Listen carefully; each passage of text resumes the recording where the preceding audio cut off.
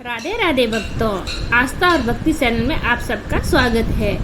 आज हम सुनेंगे शरद पूर्णिमा की कथा और व्रत कैसे करें और उसका उद्यापन कैसे करें। तो आइए शुरू करते हैं। शरद पूर्णिमा आश्विन मास की शुक्ल पक्ष की पूर्णिमा को शरद पूर्णिमा कहते हैं। इसे रास पूर्णिमा भी कहते हैं क्योंकि ये सभी पूर्णिमा में सर्वश्रेष्ठ है।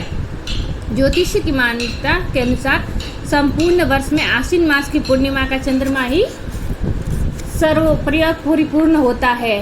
कहते हैं इस दिन चंद्रमा अमृत की वर्षा करते हैं। पूजा की विधि विधान। इस दिन प्रातः काल स्नान करके आराध्य देव को सुंदर वस्त्र और आभूषण से सुशोभित करें। आसन पर विराजमान होकर अक्षत, पुष्प, धूप, दीप, निवेद, तांबूल, सुपारी और दक्षिणा आदि से पूजा करनी चाहिए। शरद पूर्णिमा के दिन शाम को खीर पूरी बनाकर भगवान को भोग लगाए।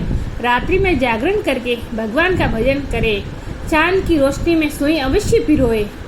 पूर्ण चंद्रमा आकाश के मध्य में स्थित होने पर ही उसका पूजन करें और रात को खीर खुली चांदनी में रख दे और अगले दिन खीर का प्रसाद सबको देना चाहिए। पूर्णिमा का व्रत करके कहानी सुननी चाहिए।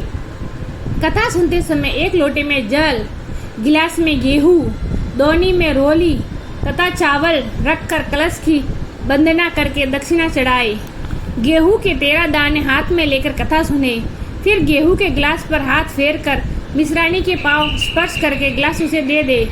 लोटे के जल से रात को अर्घ देते समय हाथ में लिए गेहूं के दाने छोड़ दे। विवाह के उपरांत जो स्त्रियां पूर्णिमा का व्रत प्रारंभ करना चाहती हैं वो शरद पूर्णिमा से ही प्रारंभ करती हैं और कार्तिक मास का व्रत भी शरद पूर्णिमा से ही आरंभ होता है। कथा। एक साहूकार के 2 पुत्रियां थी। दोनों पुत्रियां पूर्णिमा का व्रत रखती थी, परंतु बड़ी पुत्री पूर्णिमा का व्रत करती थी और छोटी पुत्री अधूराई व्रत पूरा कर देती थी। वो पूरा व्रत कभी नहीं करती थी। परिणाम स्वरूप छोटी पुत्री की संतान पैदा होती और पैदा होते ही मर जाती थी। उसने पंडितों से इसका कारण पूछा तो उन्होंने इसे बताया कि तुम पूर्णिमा का अधूरा व्रत करती हो, इसके कारण तुम्हारी संतान पैदा तो होती है पर पैदा होते ही मर जाती है। पूर्णिमा का व्रत विधि पूर्वक करने से तुम्हारी संतान जीवित हो रह सकती है। उसने पंडितों की सलाह पर पूर्णिमा का पूरा व्रत विधि पूर्वक किया। उसके यहाँ लड़का हुआ परंतु शीघ्र ही मर गया। उसके लड़के को पेठी पर लिटाकर ऊपर से कपड़ा ढक दिया। फिर बड़ी बहन को बुलाकर लाई और बैठने के लिए वह पीठा दे दिया। बड़ी बहन जब पीठे पर बैठने लगी तो उसका घाघरा बच्चे को छू गया। बच्चा घाघरा छूते ही रोने लगा। बड़ी बहन बोली, तू मुझे कलंक लगाना चाहती थी, मेरे बैठने पर ये मर जाता। तब छोटी बहन बोली, ये तो पहले ही मरा हुआ था, तेरे ही भाग्य से ये जीवित हुआ है। तभी से ये व्रत का महत्व और बढ़ गया। उसके बाद नगर में उसने पूर्णिमा का पूरा व्रत करने का ढिंढोरा पिटवा दिया। ये पूर्णिमा माता जैसी उसकी बेटी का पुत्र जीवित किया वैसे सबका करना।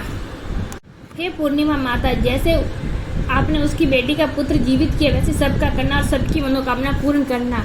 उज्जमन। यदि कोई पूर्णिमा का व्रत करना चाहता तो 13 पूर्णिमा पूरी करके उसके बाद ही उज्जमन करे। एक चांदी की घंटी में मेवा भर कर वो चावल और रुपए रख कर सासू जी के पैर छू कर अब ब्राह्मण के यहाँ दे आए। अगर कोई चुंद पूर्णिमा करना चाहता तो हर पूर्णिमा को एक चुनरी चढ़ानी चाहिए।